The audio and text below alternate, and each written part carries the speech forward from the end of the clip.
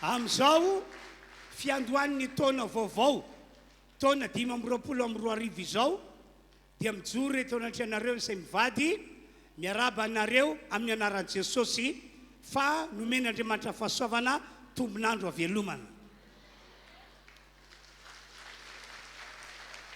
Ary miaraba anareo ihany koa izay manaraka an'izao fotoam-pivavahana izao amin'ny alalan'ny Facebook na YouTube na amin'ny alalan'ny fahitalavitra. Engane ka Andriamanitra izay tompontsika sy hivavantsika aneo ny maha-Andriamanitra azy amin'ity androany ity amin'izao taona vaovao taona 2022 izay diavintsika izao. Manaraka izany misaotra an'Andriamanitra isika fa notantaniny novombininy ka toka somatsara eto voalohany mba nompan'Andriamanitra iaraka ny voninahitra an'Andriamanitra no izao taona vaovao 2022 izao kanefa ihany koa anisan'ny andrasantsika dia ny andraisanareo tsodrano avy amin'ilay mpanompon'Andriamanitra satria izany tsodrano izany no hotahin'Andriamanitra ka ataon'Andriamanitra hiantoka ny fiainanareo mandritry ny taona ray manontolo dia ny taona 2022 ka dia ho ataon'Andriamanitra aminareo ane zany rehetra izany. Hivavaka isika amin'izao fotoana izao ka dia metraka ny fotoana ray manontolo mba ho hitahin'Andriamanitra. Ry Tompon'Andriamanitra ay, lay izy hatrizay hatrizay ka ho mandrakizay. Misaotra anao zahay fa nomena tompon'andro avelomana sy iainana ary etsehana ka natratra ny andro androany. Natratra n'izao taona 2022 izao. Ko ankehitriny azy mametraka ny fotoana rehetra izay tanterahana eto eo an-tananao amin'ny anaran'i Jesosy izahay. Mba ho fahasoavana lehibe ho anay tokoa ty taona diavina ity. Ary ny fiarovanao ho amin'ny rehetra dia raina ny tompo omena voninahitra mandrakizay izy. Amen. Ho raisika amin'ny tefatanana reto mpitarika fiderany reto dia zao no hanetanako anareo. Mpanetana fotsiny ihany zareo reo.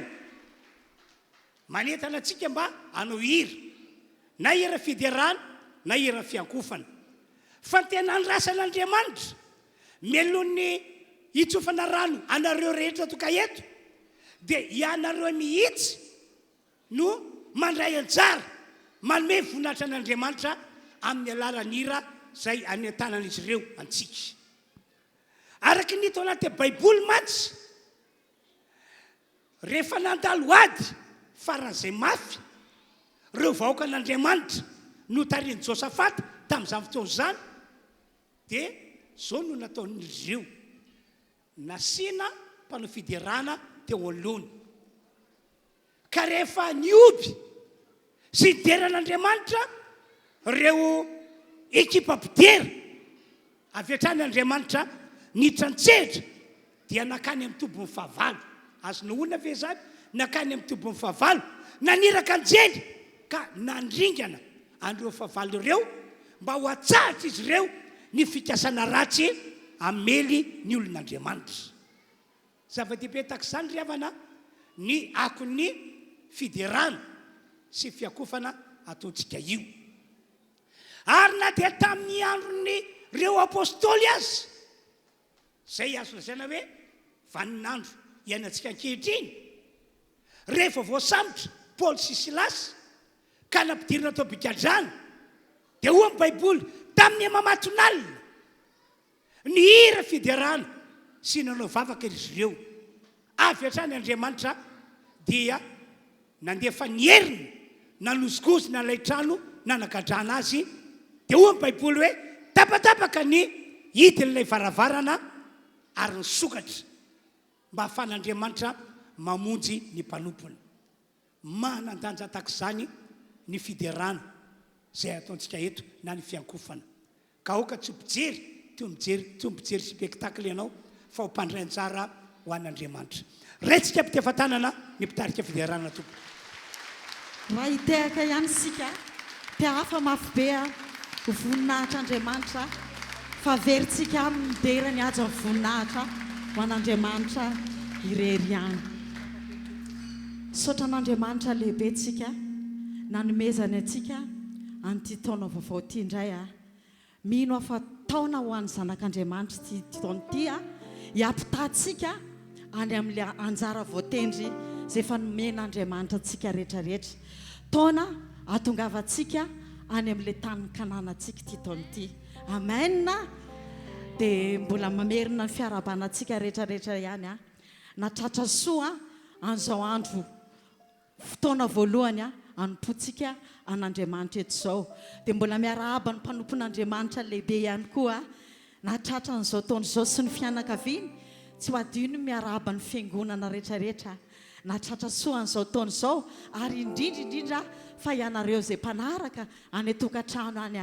dia mbola mamerina ny fiarabana ihany tompoka natratra soa an'izao taona izao halleluia halleluia andaontsika hitsangana hanome voninahitra an'Andriamanitra ao anatin'ny fiderana satria ty taona ty dia taona anehoan'Andriamanitra ny voninahiny amin'ny zanak'Andriamanitra rehetrarehetra tsaro fafaly be tsika natratra n'izao taona izao fa zao ny zavatra aza dinony zanak'Andriamanitra mihitsy hoe arakaraka ny andanan'ny fotoana dia efa akaiky ihany koa ny fiavian'i Jesosy sa tsy izany ve dia noho izany tsika aranofintsika ho voatabe tsika satria handray tso izany tsika avy eo ny ara-panahy ihany koa tsy ho latsaka izany fa raha ho avy Jesosy dia efa manana antoka zato sanjato sasainao fa efa izotra any amin'ny lalana voafaritsika zay omaniny Jesosy atsika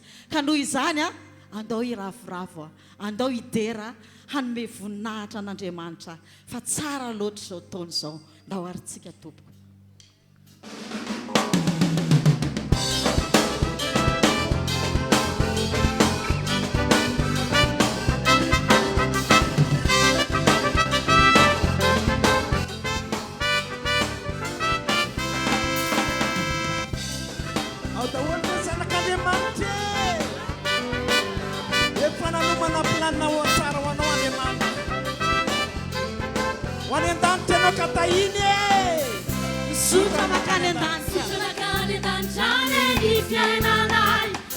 Sena se sene wanzaranai Tulana cheala stue luta tunai Ela selana chastue manja kinza Sucha makane danchane ifyai nanai Pane sena se sene wanzaranai Tulana cheala stue luta tunai Ela selana chastue manja kinza Sana kanje manchawe Sutalala ne fagopat Sutalala ne fagopat, sutalala ne fagopat, sanakane manchawe, sutalala ne fagopat, manaradiani Jesús, sanakane manchareta, sanakane manchawe, sutalala ne fagopat, sutalala ne fagopat, sutalala ne fagopat, sanakane manchawe, sutalala ne fagopat, manaradiani Jesús Cristi. Samim ravravo ela tian Jesús.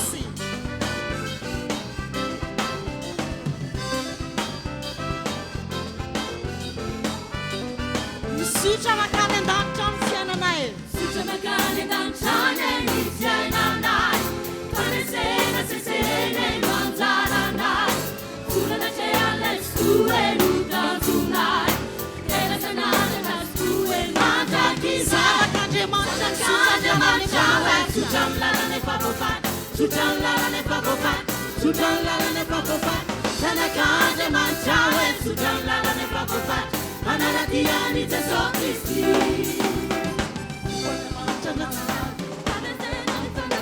Giovane mancha non mi cantane.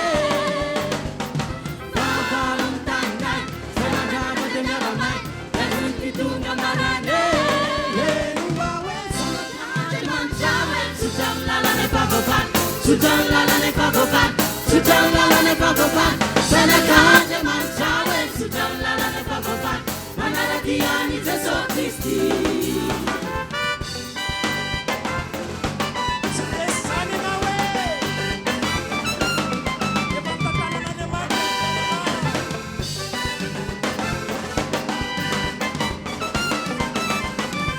Andriamanitra ombanao, tatanao fiainanao, famojena nomeny anao, fandresena ny anjaranao. Andriamanitra ombanao, tatanao fiainanao, famojena nomeny anao, fandresena ny anjaranao e.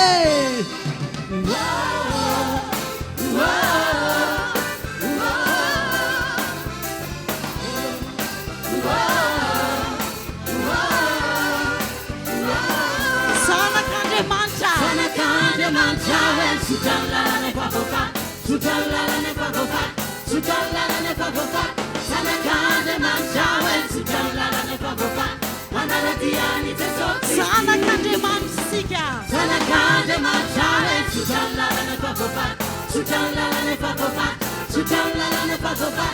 Sanakande manchawe, sutramlalane favovan. Manaratiani Jesu Christi. Manaratiani Jesu Christi. Manaratiani Jesu Christi. Manaratiani Jesu Christi. Tea kamafy be ho an'i Jesosy. Araorako raka mafy be. Halleluja. Mino marimarina fa fahasoavana, fiadanana, famondrapoa ny arahantsika amin'i Jesosy amin'ity taona ity. Zao firavoravonantsika zao tsy hijanona eto zany, fitoehatra any an-danitra zany. Dia noho izany ndao mbola hangataka rano amin'i Jesosy tsika, satria tsy vitantsika rery fa mila n'Andriamanitra foantsika hitantana antsika amin'ity taona ity. Dia ndao mbola hangatahantsika ihany mangataka rano aminao zay Jesosy. Ao ary.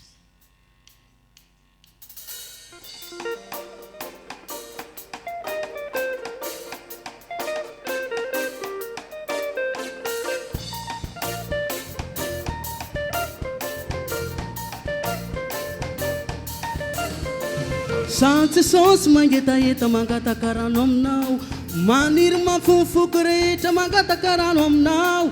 Aiza ndrentenana nataka amiko e, omeko fa tsy ampindramiko e. Sika rehetra.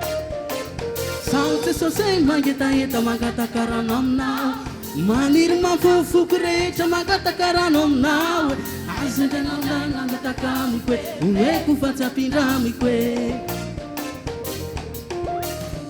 Matsaka aminao fanahy, kianao fanomezan-dray, aminao aho mitoka. Matsaka aminao fanahy, tsy angetaheta mandraky izay, Jesosy io miakoka. Voninay ije, voninay ije, ho an'Andriamanitra ireny any an-tany.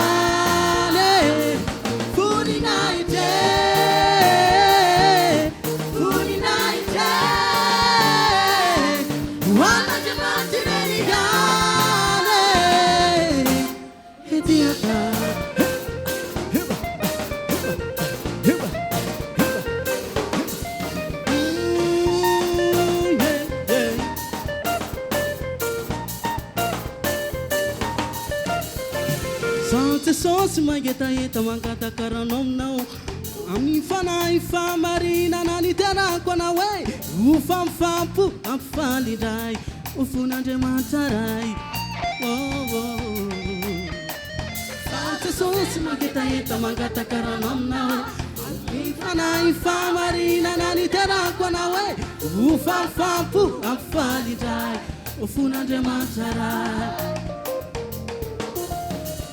matsaka aminao fanay kianao fanomezandray aminao aolitoka matsaka aminao fanay tsy agetaeta mandrakizay jesosy miakoka voninahitra ho anao rery any jesosy voninahitra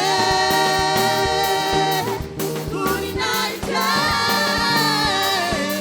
hoan'Andriamanitra rery ihany anandanitrany voninahitra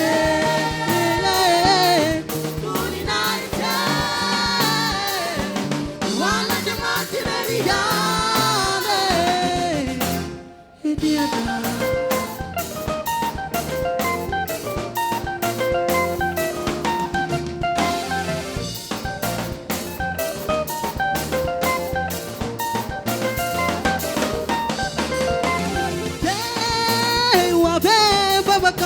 Marinana hey wabe vavakam lifana hey wabe vavakam fa marinana hey wabe vavakam lifana yeah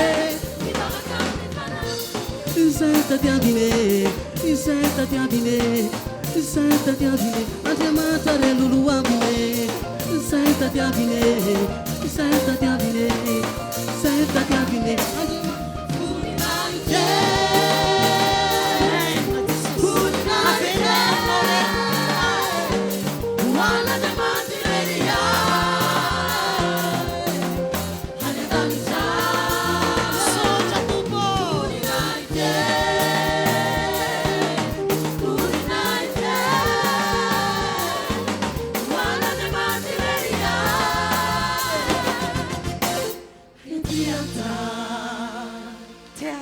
Feo an Jesosy faly be Jesosy raha nandinika antsika any an-danitra any minova faeto ny fanatrehany dia omen'Andriamanitra anao koa zany voninahiny zany dia noho izany andao tsika mbola iankohaka bebe kokoa eo anatrehan'Andriamanitra hoe an'olo tena feno mihitsy tsika amin'izao andro zao fa raha mbola nomen'Andriamanitra tombonandro tsika tsy olanitsika amin'ny zavatra hafa ny tombonandro izay nomeny Jesosy atsika fa ndao olanitsika hanompoana azy ny fahavelomanao lanio hanompoana an'Andriamanitra fa rehefa n'Andriamanitra ny ataonao voalohany dia manaraka ho azy ny aranofo dia andaontsika mbola hiteny any ny ohatran'i Jesosy hoe raha mbola velona izay Jesosy dia hanompo anao hatramin'ny farany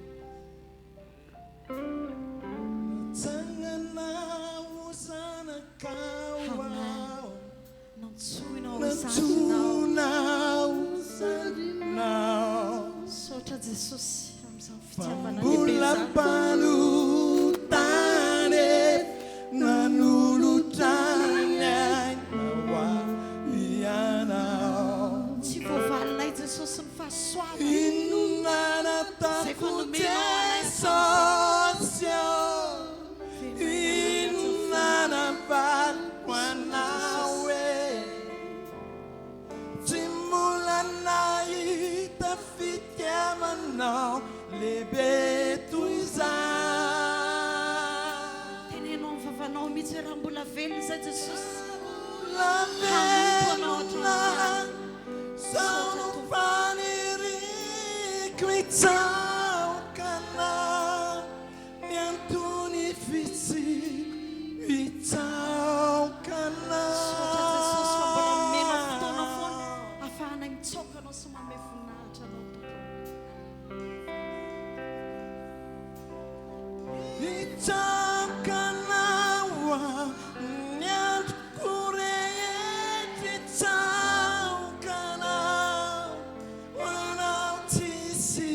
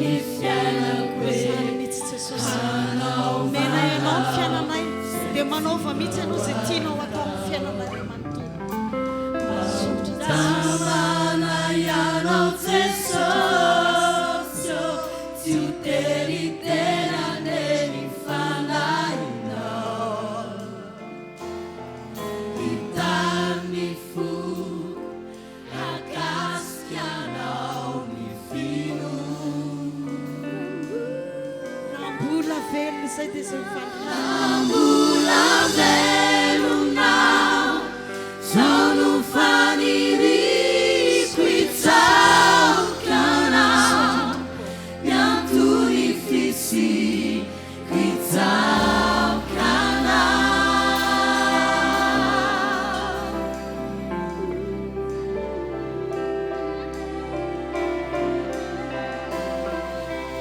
Itsaokanao,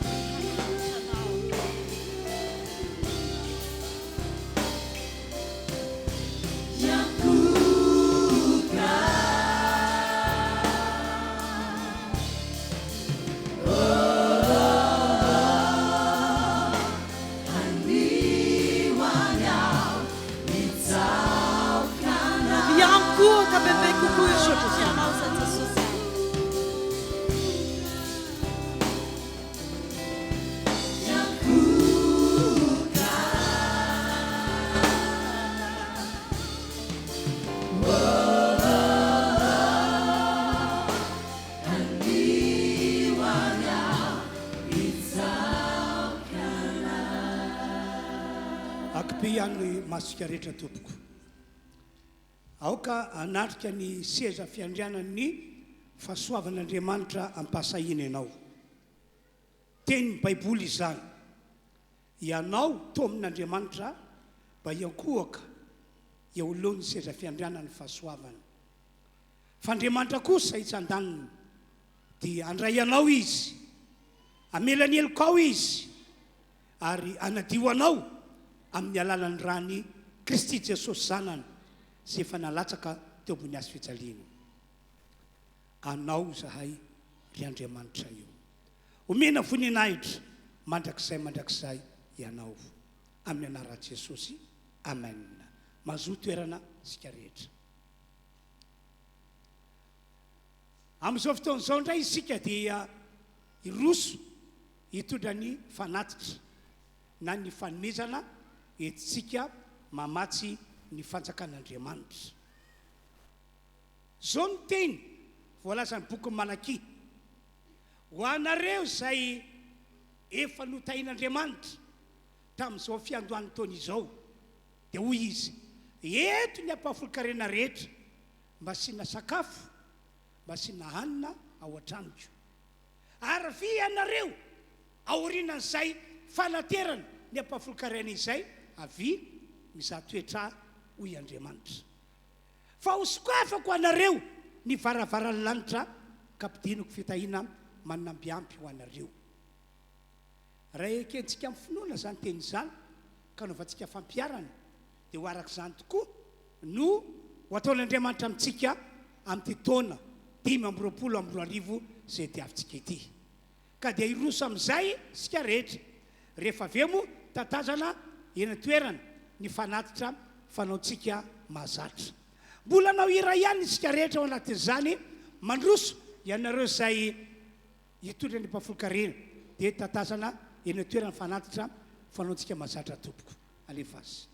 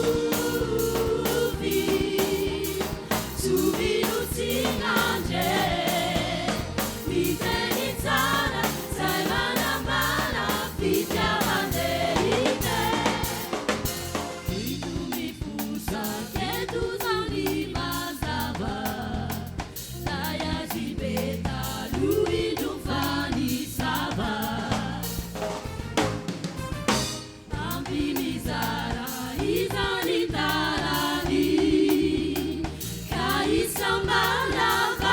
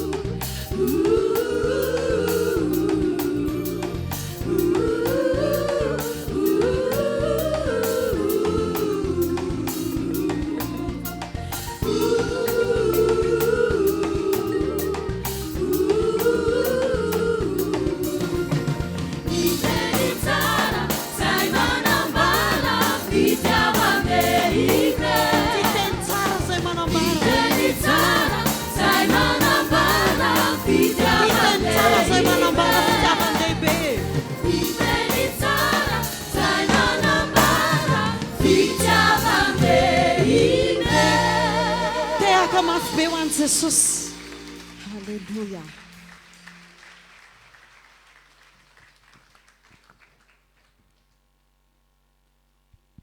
io mana isika amin'ny fandrenesana tenin'Andriamanitra amin'izao fotoana izao fa mialohan'izay andao mbola iarahantsika manao amin'ny anaran'i Jesosy andininy voalohany ihany ilay hira hoe RHEFI mpanazava.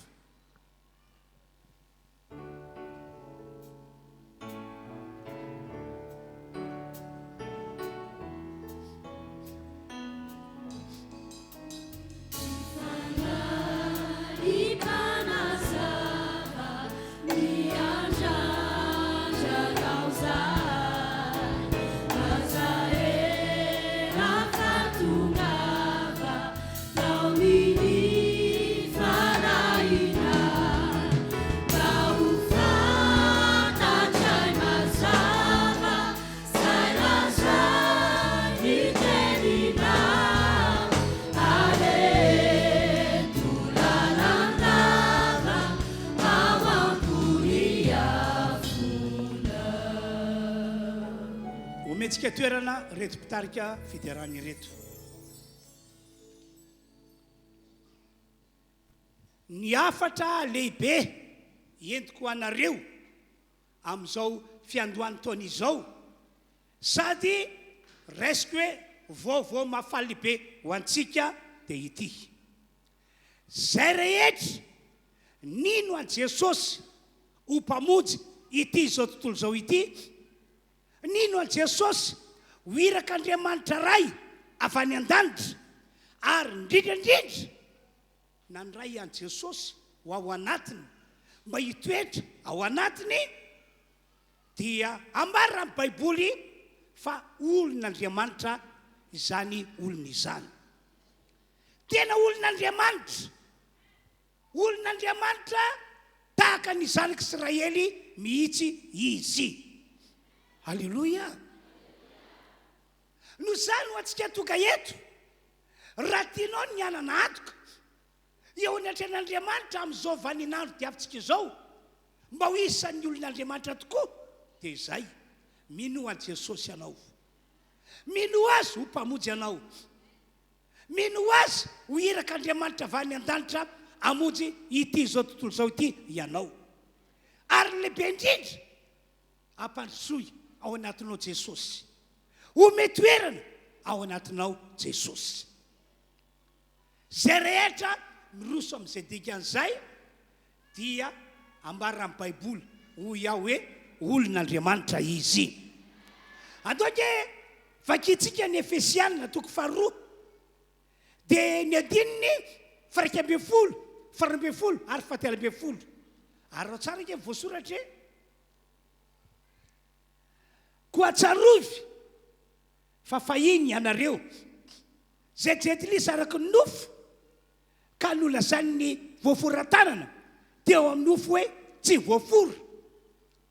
Eny tsarovy fa tamin'izany andro izany dia tsy nanana an Kristy ianareo fa oloko azy tamin'ny fanjakan'ny Israely ary vahiny tamin'ireo fanekeny teny fikasana dia tsy nanana fanantenana sady tsy nanana an'Andriamanitra teo amin'izao tontolo izao. Fa ankehitriny kosa ao amin'ny Kristy Jesosy ianareo zay lavitra fahiny dia efa nampanakeken'ny rany Kristy. Amen. Andiny 8:12 koa dia tsy mba vahiny sy mpivahiny intsony ianareo fa tompon-tany, mpiray fanjakana amin'ny olo-masina sady ankonan'Andriamanitra. Zany hoe ny finoanan'i Jesosy sy ny fahafatesana teo ambony azy fijaliana zany no fototra iray lehibe mahatonga antsika jetlisy lasa olon'Andriamanitra ary olon'Andriamanitra tahaka ny zanak'Israely mihitsy. Ka ny fantaniana ampenako aminareo dia izao: efa tsapanao ve ny maha olon'Andriamanitra anao amin'izao ora izao, amin'izao fotoana iarahantsika manompo an'Andriamanitra izao?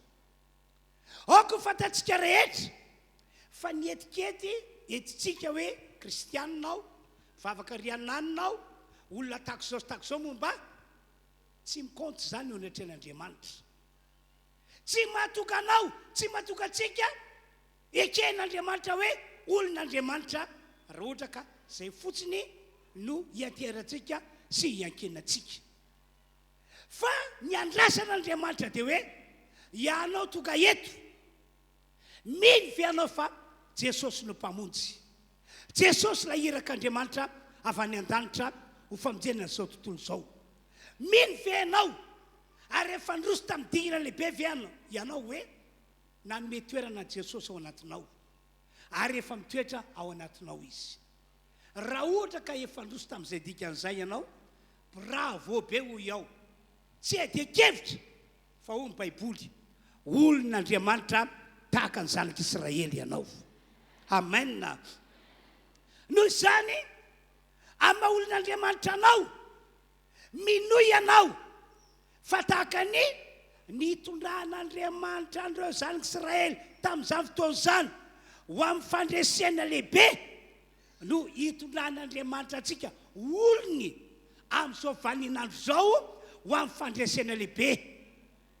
fandresena lehibe mandritra ty taona 520 zay diavintsika izao amen araka volasany baiboly matsy tsy ndre mandeha ny indroa na intelo fa imbe dehibe mihitsy nataon'Andriamanitra nandresy foana ny zanak'Israely tamin'ireo ady zay natrehana dia hoy aho hoe normal be satria olon'Andriamanitra ry zareo ohatra iray ity nanao tambabe ny ady tamin'ny zanak'Israely olon'Andriamanitra ny mpanjaka anankidimy na ny firenena 5 fa saika zao no hita voasoratra ao anaty baiboly ity nataon'Andriamanitra resy teo alohan'ny zanak'Israely reo mpanjaka 5 na reo firenena 5 ireo nataon'Andriamanitra resy rehefa valy reo satria olon'Andriamanitra ny zanak'Israely tamin'izany fotoana zany mantsy tsy fantatry ny jentilisa tsy fantatry reto fahavaly reto fa ny Andriamanitra zay ny otompon'ireo zanak'Israely ny Andriamanitra zay ny vavan'ireo zanak'Israely no ten'Andriamanitra lay nahary zao rehetra zao no ten'Andriamanitra lay nahary antsika zanak'olombelona tsy fantany zany ary zay matoka azy ireo sasa foana maneho faratsy toetra maneho faratsy mpanahy tamin'ireo zanak'Israely ary natoka azy ireo tapa-kevitra hoe andeotsika anao tambabe andeotsika anao agaretina hiady amin'ireo zanak'Israely reo fa miseho milay ireo zanak'Israely reo tena nafika an'ireo zanak'Israely reo izy ary ao tsara nge ny fomba nataon'Andriamanitra tamin'izany entina nampandresan'ireo zanak'Israely fa tena mampahery ry havana mampahery tena mampahery Josoa 10:9 ka hatramin'ny 10:14 eo amin'ny 10:9 zao dia hoy Andriamanitra tamin'ny Josoa sy ny zanak'Israely rehetra aza matahotra mihitsy ianareo aza mitebiteby ihany koa ianareo fa alaiko reo mpanjaka 5 reo sy miaramilana alaiko io Andriamanitra ka atolotro eo anatrehanareo mba ho resena alaiko io Andriamanitra tena tsy takatra saina manieritreritra nge ry havana ny fomba fiasan'Andriamanitra rehefa tena hoe hitrantsehatra ampandresy ny olona zay tena azy izy andoka vakina eo amin'ny 5 Josoa 10 ary o Jehova tamin'ny Josoa aza matahotra azy fa efa natolotra eo an-tananao izy ka tsy isy ajanona eo alohanao izy na dia iray akory azy eo amin'ny 10 indray dia hono ny filazan'ny baiboly nataon'Andriamanitra ny fanaritaka tao an-tobony reo fahavaly be dehibe ireo ka maro be no matin'ny zanak'Israely tamin'izany fotoana izany raha mbola tao an-tobo reo mpanjaka 5 miaraka tamin'ireo miaramilana dia nitrantsehatra tao ihany koa Andriamanitra nataon'Andriamanitra ny fanaritaka tao ry zareo nataon'Andriamanitra nikorotana atao ry zareo, ny famaly angambany zareo, ny fanakina angambany zareo, tsy haitsony zavatra nitranga fa Andriamanitra mihitsy no nanakorotana azy ireo tao atobony. Anka moramora tamin'ny zanaka Israely ny namely azy ireo, dia voalaza amin'ny Baiboly hoe maro no matiny. Zavatra tatak'izany tantarako aminareo fa tena fiasan'Andriamanitra. Asa raha tsaronareo ny tantaran'ireo zanaka Israely zay tonga teo anoloan'ny ranomasina mena. Dia nanao fakagana moa Andriamanitra tamin'izany, le ranomasina mena tonga tany maina dia afaka niampita ireo zanaka Israely. Raha nahita izany ny miaramila ny Egyptianina rehetra niaraka tamin'ireto kalesy sy soavaly, dia mba nandeha ihany koa nanetsika ny zanaka Israely tamin'ny alalan'ilay tany maina izay nandalovan'ireo zanaka Israely. Dia inona ho ianao no nataon'Andriamanitra? Nitrantsehatra ny ran'Andriamanitra ny anjeliny, dia nesoron'ireo anjely ireo ny kodiaran'ilay kalesy. Zavatra tsy hoetreretina hitranga mihitsy ny takizany, tsy no heverina iseho mihitsy ny takizany. Inona ny tanjon'Andriamanitra? Amin'izay sahiran'ilay soavaly mitarika ilay kalesy, satria mitarika kalesy tsy misy kodiarana. Dia amin'izay fotoana izay dia tafapita milamina tsara ny zanaka Israely, fa ry zareo dia ho tavela eny ampovoany eny. Dia izay le tantarako aminareo ity.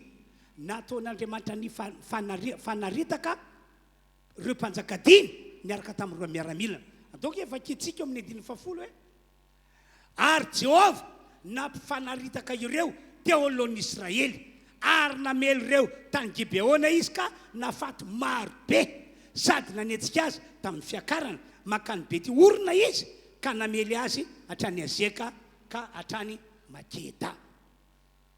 Eo amin'ny 112 mbola fomba fiasan'Andriamanitra entina mampandresy ny olony ihany ity tantarako ity. Rehefa nahita izany reto mpanjakadimy sy miaramilana dia koropaka, dia ny vahaolana hitany dia hoe aloha andositra aloha tsika. Dia rehefa tonga any amin'ny toerana alentsika isika dia andinika sy eritreritra hoe ahoana no ataontsika fa tena danger ireo be, iny zavatra nitranga tamintsika iny. Mila fanitsy isika, mila fananatra isika, mila fanamboatra isika, fa tsy mety tahaka ireny fa dia matin'olona fotsiny tsika. Andao andositra. Raha mbola nandeha nandositra indray ry zareo, dia ina ho ianao nataon'Andriamanitra? Tena mpantsirana reto favalo mpanjakadiny miaraka amin'reto miaramila be dia be. Nandatsan'Andriamanitra avandra mainandro, fotoana tsy sorana, fotoana tsy vavaratra, nalatsak'Andriamanitra ny avandra be. Dia hoy ny Baiboly hoe maro be no maty ny avandra noho ny maty ny miaramila ny Israely. Ry havana, mba azonao onona ve zany fomba fiasan'Andriamanitra izany rehefa tena miditra antsetra amin'ireo olona tsy zay tena olon'Andriamanitra izy? Andeo vakitsika indray io. Ary noho ny nandositra teo alohan'ny Israely teo ampidinany Beti-orina izy, Jehova dia nandatsaka avandra vavety taminy avy tany an-danitra hatrany Azeka ka nahafaty azy, ary be lavitra ny maty ny avandra noho izay novonoany zanaka Israely tamin'ny sabatra. Ry fiangonana tonga manarika ty fotoan-dehibe ity, nasain'ny Baiboly ho tantarany amintsika zany tantara izany mba ilazana fa raha tena olon'Andriamanitra ianao amin'ity taona ity, na inona karazana olona karazana ady hatranao, ampandresanao Andriamanitra, tena ampandresanao Andriamanitra. Manana fomba maro be, tsy takatra saina maneritreritra Andriamanitra entina amoana ny olona izay azy mba ho mpandresy. Ankoatr'izany dia izao nitsapany Josoa. Raha ohatra ka mbola elaela ihany vao vita ozy izy ty ady ity, ka raha zao no toy dia mbola ho tohizina rapitso ny ady. Noho izany mila fitanandroany ny ady. Dia inona re zany no atao? Andeha hivavaka amin'Andriamanitra aho ho Josoa. andeha hiteny amin'Andriamanitra aho ary ty zavatra angatako amin'Andriamanitra ity tena spécial amin'ny maha-olombelona olombelona impossible fa za kosa mino fa possible zany rehefa miasa Andriamanitra satria mihaino vavaka izy ary mihaino ny teny ataon'ny mpanompon'Andriamanitra tena hoe nanao ataon'i Josoa vakina rehefa aveo ilay teny Josoa 10 andiny 12 ka hatramin'ny 5:12 nangatako Josoa ary ny teny antiteny ity Josoa hoy izy ry masoandro mijanona ambony Gibeona ry volana mijanona ao an-deosany Ailona voavitsy teny nataon'i Josoa zay dia tsy nietsika teo an-tampon-doha ny masoandro nandritry ny ray andro manindritra ary tsy nietsika takizay ihany koa ny volana nandritry ny ray andro manindritra gaga ny zanak'Israely talanjo ny zanak'Israely tsy mbola nisy fisehoan-javatra takizany na tany alobe tany na tateoriny zay fomba nentin'Andriamanitra namijena ny olony andeo vakina le teny ary tamin'izany Josoa dia neteny tamin'i Jehova tamin'ny andro nanolorana Jehova ny Amorita teo alohan'ny zanak'Israely ka nanao teo mason'ny zanak'Israely hoe ry masoandro mijanona ambony Gibeona ary anao kosa ry volana any an-deosany Ailona dia nijanona ny masoandro ka nijanona koa ny volana mandra-pamaly ny olona ny fahavalony tsy voavoasotra ny bokyny Jasara fa izany dia nijanona teo foan'ny lanitra ny masoandro ka tsy nandroso ilentika tokony ndray andro manindritra ka tsy nisy andro tahak'izany na tany aloha na tatoriny zay niainon'i Jehova ny feon'ny olona fa Jehova niady ho an'ny Israely ry fiangonana rehetra manatika an'ity fotoan-dehibe ity zao vaovao mafaly ambarako aminareo tahak'izany mihitsy no hitondran'Andriamanitra antsika amin'ity taona diavintsika ity ho mpandresy amin'ireo ady zay atrenao ianao amin'ity taona ity satria nahoana satria olon'Andriamanitra ianao olon'Andriamanitra tahaka zanak'Israely ianao ka naozina na devoly no ambadika ireny ady atrentsika ireny dia zao foana ho ataon'Andriamanitra mpandresy ianao tsy efa hainareo ve ilay teny Korintana voalohany 12:7-12 ahoana ny baiboly hoy Paoly apôstôly isaorana ny Andriamanitra tena misaotra azy ao satria noho ny amin'ny Jesosy Kristy maty ho ato ambony hazo fijaliana nandatsaka ny rano teo ambony hazo fijaliana ary niraisika no Jesosy Kristy zay efa niraisitsika dia voasoratra io Andriamanitra amoaka antsika ho mpandresy no zany aza misalasala mihitsy ianao na mirorosaina amin'ity taona ity aoka tsika tsy handeha araka ny zavatra hitanymatsika na handeha araka ny zavatra ensofitsika fa filoana no ireny antsika hoe noho ny amin'i Jesosy dia olon'Andriamanitra aho ary satria olon'Andriamanitra aho dia ataon'Andriamanitra mpandresy tahaka zanak'Israely ho fisaorantsian'Andriamanitra andeo hiteka mape isika alleloia manarak'izany zay rehetra nino an Jesosy ho mpamonjy ity zao tontolo zao ity zay rehetra mino an Jesosy ho irak'Andriamanitra ho famonjena ity zao tontolo zao ity ary indrindraindrindra zay rehetra nanome toerana Jesosy ao anatiny ary amin'izao ora izao efa ao anatinao Jesosy ny olona tahak'izany ihany koa dia ambara amin'ny baiboly fa zanak'Andriamanitra zany olo zany zanak'Andriamanitra tahaka Jesosy zany olo zany tany aloha zanaky ny devoly ianao zay mihitsy ny tena nataon'i Jesosy zanaky ny devoly ianao satria ny aina tao anatin'ny fahotana mandavataona ny aina tamin'ireo toetra na toem-panahy tsy araka an'Andriamanitra mandavataona fa ankehitriny kosa no Jesosy zay efa ninonao ary niraisinao dia hoy ny baiboly hoe zanak'Andriamanitra ianao amen ahoana voasoratra jaona toko voalohany dia faharoa ambin'ny folo zay rehetra nandray an Jesosy dia nomena hery ho tonga zanak'Andriamanitra dia zay mininy anarany. Zay rehetra nandray an Jesosy dia nomena kopy vaovao zay milaza hoe zanak'Andriamanitra izy. Ka ondray aho aminareo hoe efa zanak'Andriamanitra tokoa vianao, efa monina sy mitoetra ao anaty loha ve Jesosy mba ilazana hoe zanak'Andriamanitra ianao. Dia ity ny tena anankiray ambarako aminareo, ianao aza manaiky ampangainy devoly na melony devoly. Ahoana ma zanak'Andriamanitra anao ny devoly? Ianao ary zao ny toetranao, zao ny toe-panahinao. Ianao ary zao ny nataonao vao malimaly, tatak'izao no nasianao vao tamin'ny maraina. Ny devoly nge ka tena mpiapanga tak'izany, tena mpanameloka e. Fa izao teneno izy efa nandray an Jesosy aho, efa manana Jesosy aho, tsy azona ampangaina fa za io zanak'Andriamanitra. Tena aoreny arak'izany mihitsy a ny fononao zanak'Andriamanitra ianao. Noho izany amin'ny maha zanak'Andriamanitra anao, mino ianao fa olona sarobidy amin'Andriamanitra. Amen. Amin'ny maha zanak'Andriamanitra anao dia nanaiky Andriamanitra fa ianao dia mahazo mandova an'Andriamanitra. Ianao dia atao prelova amin'ny Kristy Jesosy.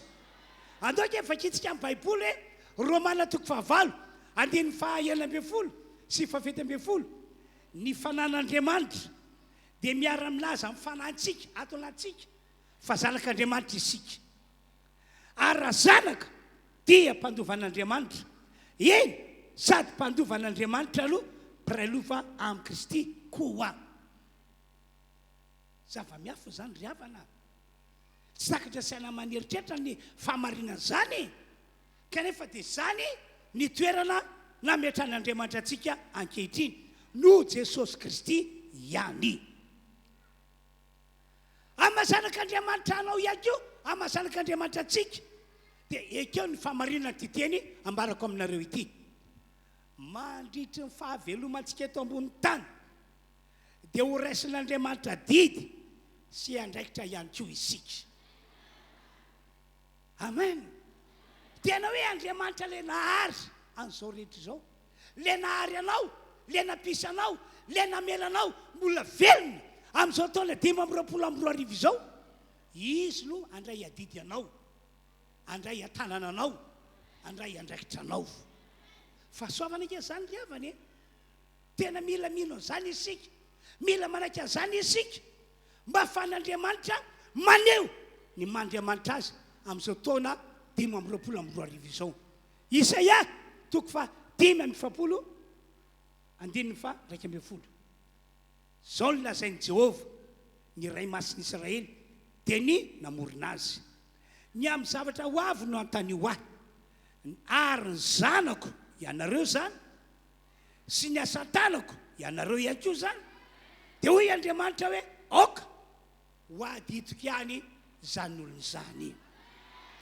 Ry havanao, ho fisaorantsika an'Andriamanitra satria fahasoavana be no nomena antsika. Andao hiteka mafy azy isika. No Jesosy Kristy dia ambaran'ny Baiboly hoe zanak'Andriamanitra isika. Ary rehefa tonga zanak'Andriamanitra isika dia ambaran'ny Baiboly indray hoe izy no mandray antsika ho adidy sy ho andraikitra amin'ny taona ity ary mandritry ny fahavelomantsika eto ambony tany. Mino zany ve ianao? Zany ndraiky ry fiangonana no antony natonga Jesosy nananatra, nampahery andreo apôstôly sy ireo mpianatra tamin'izany fotoana izany. Ho Jesosy tamin'ireo apôstôly, tamin'ireo mpianatra, fa maninona ianareo no manahy? Maninona ianareo no mitebiteby hoe inona no hoaninay na inona no tafianay? fa maninny ianareo no mana fianan-takizany tsy mety voarainareo mihitsy ve ny fampianarana nomeko anareo hatramin'izay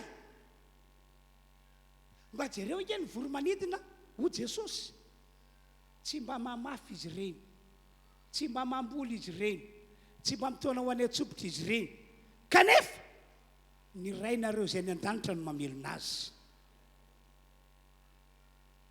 mihoatra lavitra no renika ianareo azonareo ve zany ho Jesosy ny rainareo izay ny an-danitra no mamelona azy mamelona ilay voromanidina jereo ihany koa ny voninkazo toy ny glaïeul ny pique ny rose ny dalia amin'ny karazany voninkazo na dia Solomona tao voninany ary tsy mba tafy tsara tahaka ny ray amin'ireny hoy Jesosy ahitra alainan'io atsipa ao apatana rapitso no ampitafian'Andriamanitra toy izany tsy mainka avafa ianareo andovaka itsika ny baiboly Matthieu 9:19 ary noho izany dia lazaiko aminareo hoe aza matahotra ny amin'ny ainareo dia izay hoaninareo na izay hosotronareo na ny amin'ny tenanareo dia izay hotafianareo moa ny aina tsy mihoatra ny anina va ary ny tena no fitafiana tsy jovo ny voromanidina fa tsy mba mamafy na mijija na mitona ho any antsopotra ireo ary ny rainareo izay ny an-danitra mamelona azy moa tsy mihoatra lavitra no reny va ianareo ary izao aminareo na dia manaza no mahay manampy ny andro iana na dia kely monja azy ary nahoana no mana ny amin'ny fitafiana ianareo dia nio tsara ny faniriany voninkazo ao any an-tsaha tsy mba miasa na mamoly ireny nefa lazaiko aminareo fa na dia Solomona tao voninany rehetra azy tsy mba nitafy tahaka ny anankiray amin'ireny ary raha niahitra any an-tsaha izay anio ka tsy poapatana rapitso no ampitafian'Andriamanitra toy izany tsy mainka va ianareo ry kely finoana mazava be ny voasoratra amin'ny anaran'i Jesosy izay rehetra mino ny teny io ho raisin'Andriamanitra didy sy andraikitra fiainany amin'ny taona 5:20 arivo ity asio tehaka azo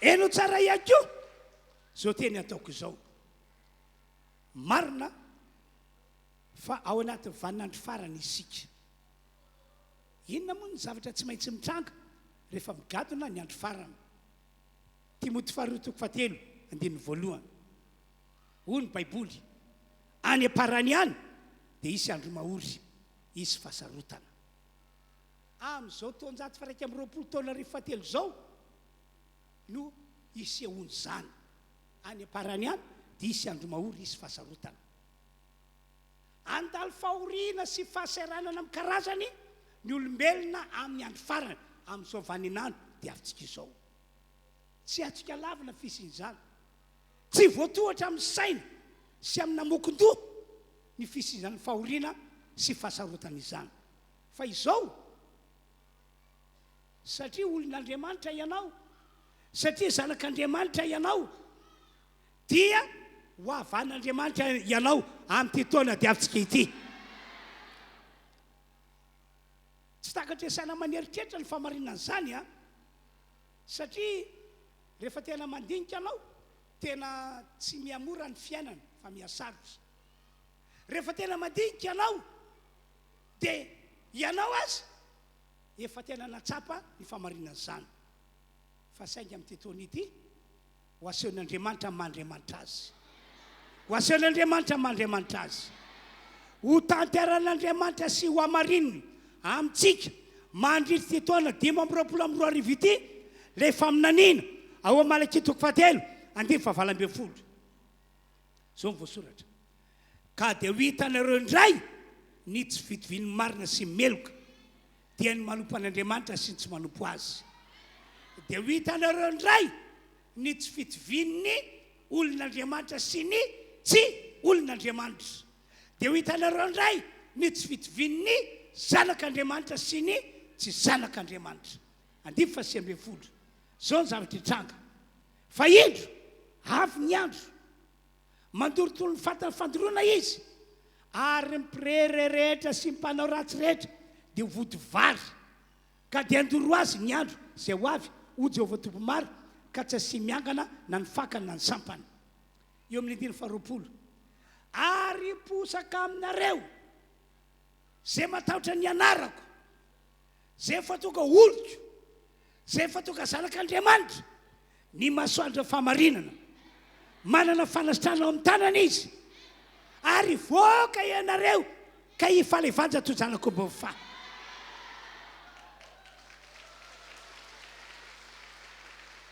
Mila mana finoana isika, tena mila mana finoana isika, satria ny devoly amin'izao vaninandro zao tena miataky fatratra, miataky mafy be, tena manam-pepony saintsika.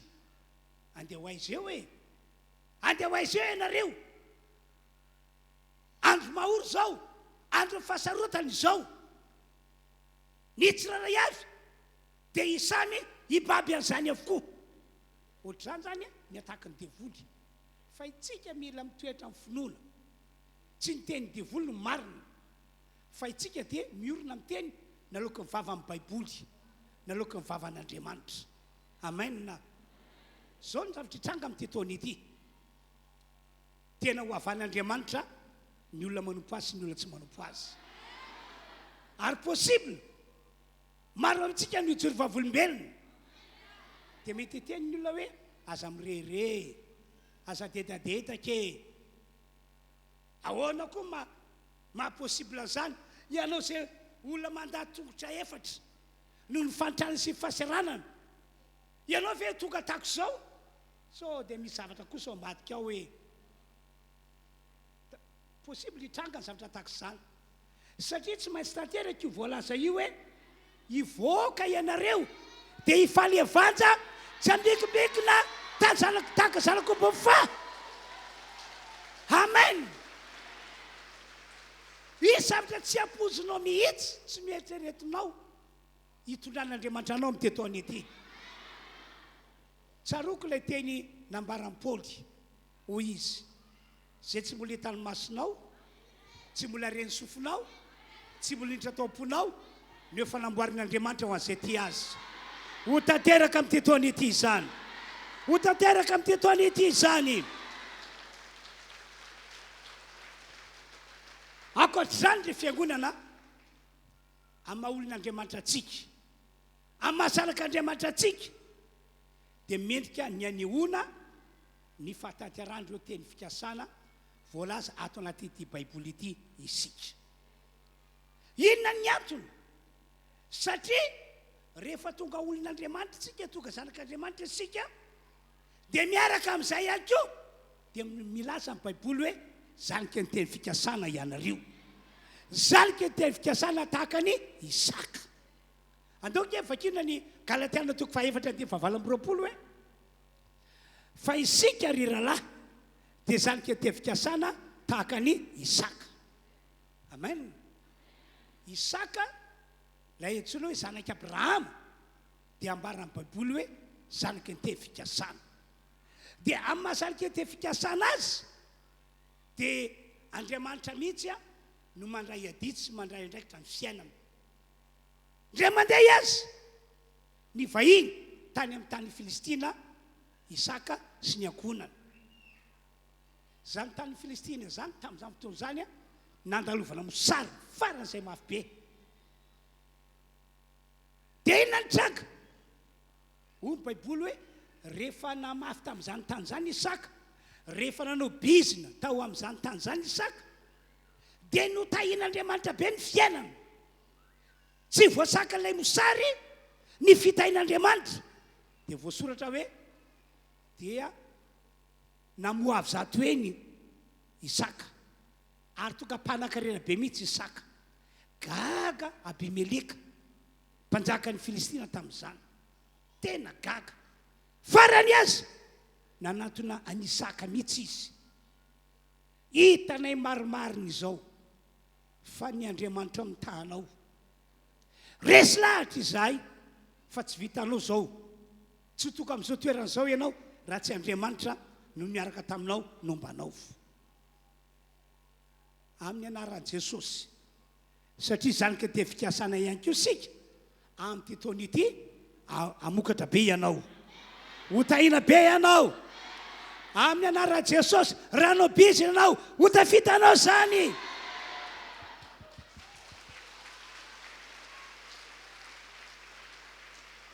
ary ny mpanao sakana mandamoka tsy manan-kery fa ho tonga ao tananao le fahasoavan'Andriamanitra no zany indrindra hoy aho aminareo manana finoana mety eza ho resy lahatra ianao fa ny teny fikasanao anaty amin'ny baiboly dia natao antsika olon'Andriamanitra natao antsika zanak'Andriamanitra ary natao ho tanteraka amin'ny taona 522 ity engane ka tahaka ny nitahin'Andriamanitra ny zanak'Israely satria olona dia tahak'izany ane no hitahinantsika rehetra amin'ny taona ity Andriamanitra ke tsy mba mandaingy tsy mba mivadika amin'ny teny nambarana ingezy andao ke fakitsika ty baiboly ity no mierito 720 anty 720 Andriamanitra tsy mba olona kandaingy na zanak'olombelona kanenina moa efa nilaza va izy ka tsy efainy na efa nyteny va izy ka tsy hotoviny zay zany ny toetra n'Andriamanitra tsy mba mivadika amin'ny teny na lokon'ny vavany izy manana finoana ihany koa ianareo fa ny tsodrano zay itsofanay mivady rano anareo androany dia ho ataon'Andriamanitra tanteraka ijoreto izahay amin'ny mampanompon'Andriamanitra anay ary ijoro ary iteny tahaka ny Josoa ahoana ho Josoa tamin'ny pasahina tamin'ny mponoana ry masoandro mijanoana ambony Gibeona ry volana mijanoana andohasan'ny elona avy hatrany ny asa'Andriamanitra ka dia nohamarin'Andriamanitra ilay izy tsy netika teo an-tabon-doha ny masoandro nandritry ny ray volana manindritra ary tsy netika ihany koa tany andohasa ny volana nandritry ny ray andro manindritra androany ihany koa zahay dia ijoro eto anatrika anareo ary iteny ampasahina itsodrano anareo ampasahina amotra teny ho anareo ampasahina ko amin'ny anaran'i Jesosy zay tena loka ny vavanay rehefa avy eo ho ataony tombo tanteraka aminareo dia eno tsara ty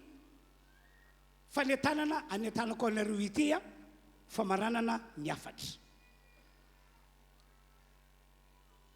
maro tamin'ny renamatsika no resaka tamiko tamin'ny faraparan-taona lasa teo iny hoy izy taminay tamiko pastera tsy mbola nandalo zavatra fara zay mahafindrindra tao amin'ny fiainako ao raha tsy tamin'ity taona ity dia zao haiko ny teniny ary le izy pastera tsy zarery fa maro amin'ireo namana no nandalo zavatra fara zay mafy tamin'ity taona ity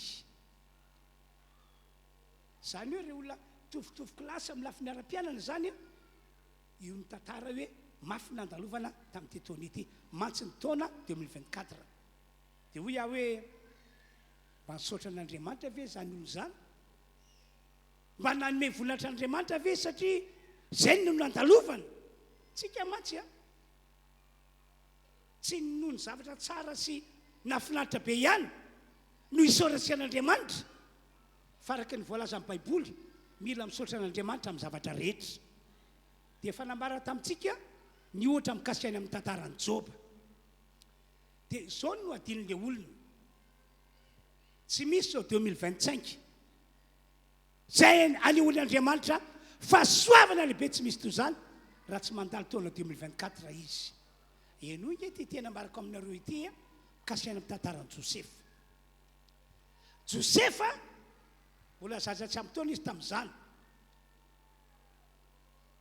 dia ny afara tamin'ny fiainana hoe lasa mpanapaka ny Egypta izy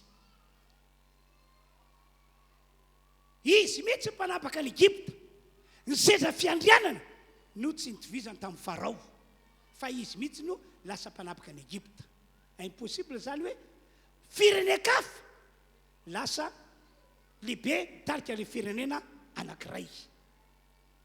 Tsy toka tamin'izay toeran'izay Josefa raha tsy nandalo andreto zavatra tantaraiko reto.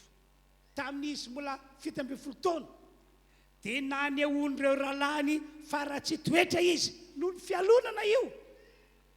Dia natsipy-taona lavaka ka zay no vonoana. Mafy nge zany hoe zaza tsy ampy taona mbola tsy matakadavitra no niaran'izany, sady amin'izay reo rahalahy ray dada aminy ray aminy no naneho an'izany faratsy toetra izany. Mafy zany ngany zany nateo sotomina tao andavaka indray Josefa tena mety ho andevo tany Egypta. Tena hoe nampanalavirana andreo ray aman-dreniny izy. Mafy nge zany ary tsy hoe tao anatin'ny herinandro fotsiny sy ho zany na ray volana fa antoanany maro. Tateorina indray na nehoan'ny olona faratsy toetra faratapony izy, nampangany ho mpanao ratsy ka nampidirina tanam-pigadrana ary no manina ho tampanatenda. Marina ny fiainan'ny Josefa kanefa zany zavatra nitranga. Tsy maintsy nandalo an'izany anefa Josefa vao tonga teo amin'ilay toerana hoe izy manapaka ny Egypta. Raha tsy nanaiky an'izany Josefa, raha tsy nandalo an'izany Josefa, tsy ho tonga mpanapaka ny Egypta zany mihitsy izy. Zay ny anankiray. Faharoa, tamin'ny alalan'i Josefa tao Egypta nge no nentin'Andriamanitra namatsiana any Jakoba sy ireo naterany rehetra nandritry mosary 7 taona tamin'izany andro zany. Raha tsy nandalo andreo zavatra no tantaraiko ireo Josefa dia maty mosary Jakoba sy ny taranany rehetra. Fa izay tsy maintsy nandalo an'izay Josefa mba ahafahany mamatsy andreo zanaka ny ray aman-dreniny. Ka ho antsika tonga eto tsy zavatra tonga ho azy zany fa zavatra rehetra miara-miasa asoa zay tian'Andriamanitra. Ka hoy aho hoe efa lasa moa tantara taloha, efa lasa iny tonga ankehitriny ny taona vaovao 524 raisy ho taona tsara indrindra ho anao ty taona ity. Ekeo amin'ny finoana fa andray an-tanana anao Andriamanitra satria olony ianao, satria zanany ianao, satria ihany koa zanak'etefikasana ianao. Ary mikasiny amin'ny tsodrano zay tsofanay rano anareo dia tena meteza ho resy lalitra ianao fa araka io tsodrano zay tsofanay rano anareo io no tondran'Andriamanitra anareo amin'ny taona ity. Zay rehetra mihitsy akatako hiteka mafy izy.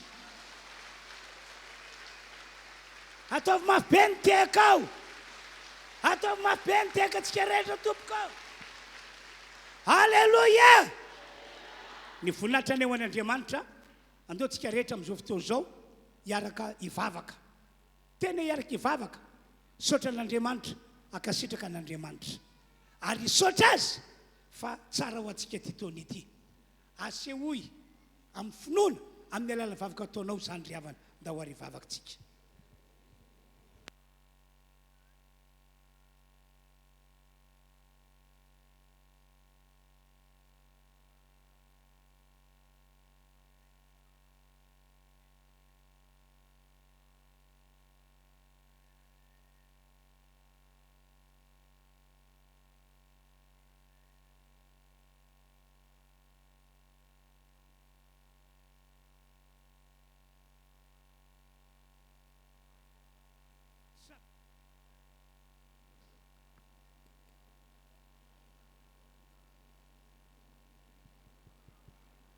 Samy vavaka arak'izay mbarako izay tsika rehetra.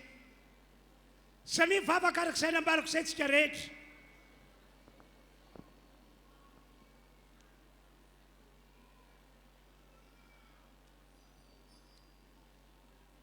Samy vavaka arak'izay nambarako izay tsika rehetra. Misaotra an'Andriamanitra fa efa manitsaka ny taona 524 ianao. Misaotra an'Andriamanitra fa toka somatsara eto ianao mba handray ny tsodrano zay entilay mpanompon'Andriamanitra ho anareo.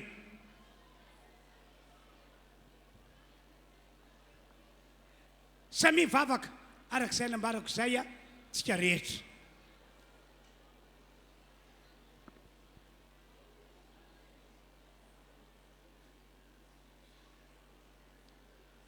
apetrao ny fonao ny tananao dia asehoy ny filonao asehoy ny filonao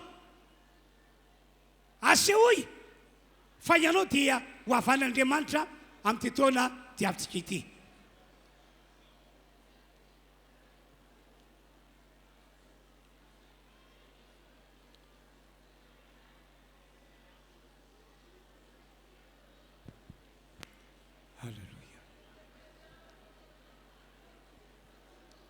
samy vavaka arak'izay fanentanana nataoko izay tsika rehetra raha misy zavatra tokony ho ahitsy ao fiainanao ahitsio raha misy zavatra tokony amboarina ao fiainanao amboaro aoka tsy eny tak'izay nazatra no teo aloha ianao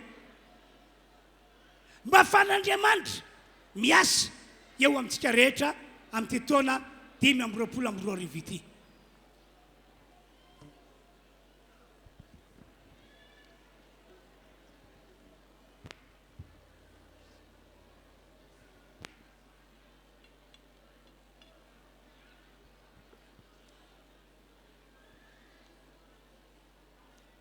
samy vavaka arak'izay a sika rehetra tompoko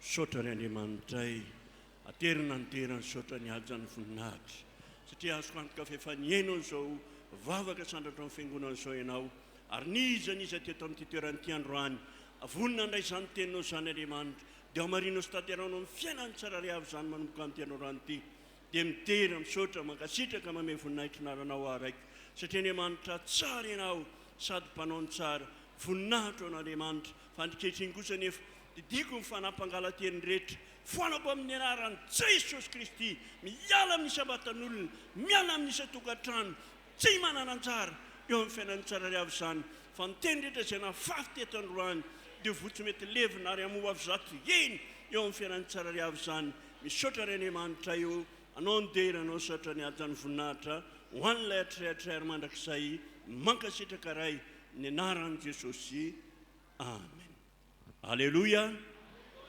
alleluia dia faly miarabantsika rehetra amin'ny anaran'i Jesosy ny tenako sareo akipa rehetra izay hiaraka amiketo rehefa avy eo androany moa dia tonga ny fotoana izay efa mifamesantsika hoe tsika iarabana ireo ray aman-drenitsika ireo sy ireo ankonan'izany satria efa manitsaka tokoa ny taona 5:24 tsika dia arak'izay efa nampanantenantsika sy nanentananantsika moa dia mba haneo fihetsika anankiray tsika androany amenna amenna satria ny zavatra ho ampiaritsika eto tsy dia hoe zavatra vaovao akory fa raha mpamaky baiboly ianao mpandinga ny tenin'Andriamanitra ianao dia efa tenin'Andriamanitra tao anatin'ny baiboly ihany no ampiaritsika amenna amenna satria alohan'ny tsofan'Andriamanitra rano ny olombelona dia nisy zavatra foana napetrany androany dia alohany koa itsofan'ny mpanompon'Andriamanitra rano atsika satria ny mpanompon'Andriamanitra ndray zany nisolo tenan'Andriamanitra amin'izao fotoana izao dia haneo zavatra anankiray tsika amenna mino zao fa fahafantatro avy hatrany ny zavatra izay anankiray izao asehontsika dia tsy inona akory zany fa noratsika nilay ampia satria alohan'ny tsofan'ny isaka rano andreo zanany dia name ampia aloha izy amenna amenna name zay tena tsara indrindra aloha ny atany mihitsy ame zay tsara indrindra ho an'ny rainy ny zanany alohan'ny tsofan'ny rano azy mino fa tsika rehetra menakavy ihany koa dia efa nanomana an'izany androany ka zao zany tonga ny fotoana izany lorantsika sy amesantsika zany eto androany etsika irabana andreo ray aman-drenitsika ireo ianao kosa nefany mety tsy niomana ianao fa androany ianao vao tonga eto manentana anao aho raha mbola misy any anaty poketra sainy am-paosina any dia hoy aho hoe atao izay azony tananao atao androany amenna amenna satria ny zavatra ataontsika eto ny zavatra ho raisitsika eto na nitsodrano zao raisitsika eto androany dia nantsimbadika indray ny tantara-piainanao manomboka amin'ity androandroany ity amenna amena satria tsy mbadika ny fiainanao lasanao rehetra tsy ho lasanao tsomy manomboka eto fa tena ola iova vaovao indray a ny fiainanao manomboka amin'ity androany ity a ary nitsodrany zay raisitsika eto dia izany ny hitondra ny fiainantsika mamakivaky a an'ity taona 2024 ity amena amena vonina ve sa tsy vonina e atao ohatra zao zay tena voninary asa io hoe tena tianay ireo mpanompon'Andriamanitra ireo asa io mihitsy ho hitan'Andriamanitra ho hitan'i Jesosy hoe tena amponao mihitsy zany androany amena amena zao ary ny ataontsika satria mandeha be ny fotoanantsika dia zao anototra le ampitsika zany dia zao zany mangatahako indrindra azafady indrindra tompoko anareo re mipetraka reto nareo no mandeha voalohany indrindra nareo reo amin'ny sisiny ireo tonga dia atoloha ety rehefa navonina ianareo tonga dia atoloha ety mandroso dia manolotra ato nareo andao hoe hoanareo reo zay efa vonao amin'izay dia mandroso dia manolotra ato aloha ianareo mba hajaina manokana nareo reo zany dia zao a rehefa vita ny fanoloranareo dia miala eo nareo zay mipetraka reo zany zay tsy manolotra dia miala daholo aloha maky ery aloha ery tsy mipetraka tsondrana bavy a maky ery daholo aloha ery aloha dia miverina eo nareo rehefa vita ny tsodrano rehefa avy eo rehefa mandray tsodrano a dia miverina eo ianareo verina ery aloha ianareo ery amalalaka ery dia zao ary miainga amin'izay tsika avy any arina miainga aloha zany a ao amin'ny espace vert eo zany mandeha aloha zay dia miditra ty anatintsika dia araka ny mafety mifety moa sy andro mahafaly ny androandroany dia misy andretonamatsika ato amin'ny zanako ny fiangonana eo a an'izay a fifaliana sy dimirindrana fifaliana zay asehon'izy reto ka mandroso avy hatrany zany tsika ty mandeha be ny fotoanantsika tompoko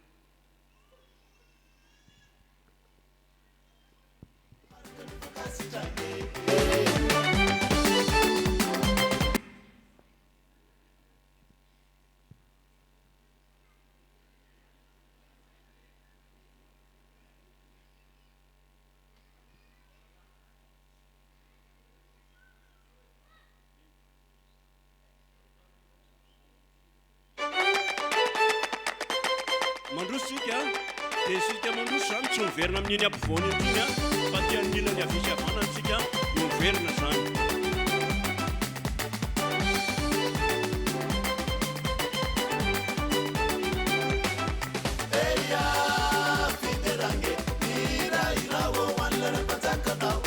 ao anatin'izany aingakaikany antsika tonga dia be fotoanantsika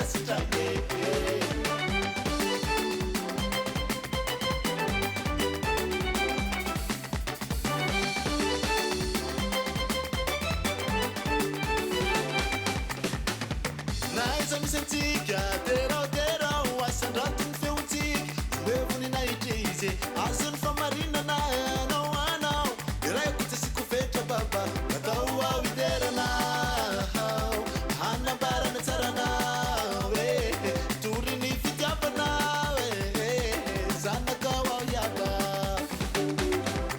eya fiterane irairao anlera-panjakanao eya fakalazane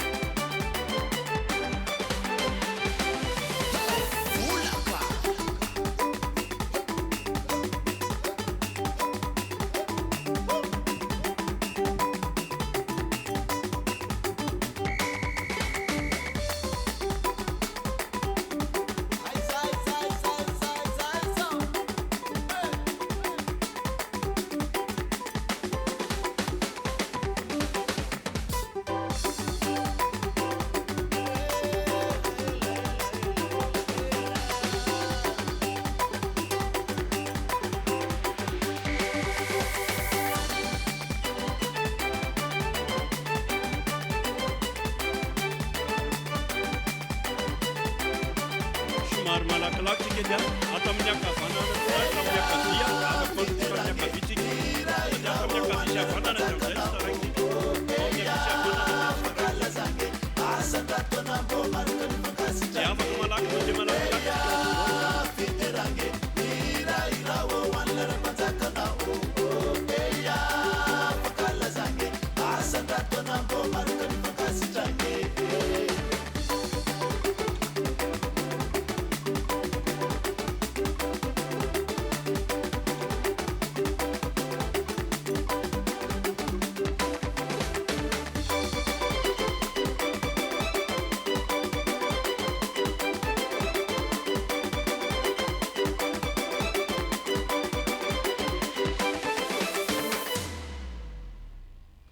malakilakytsika dia avisy avanana zany afitsika anotrahana daholo mba tsy izy eny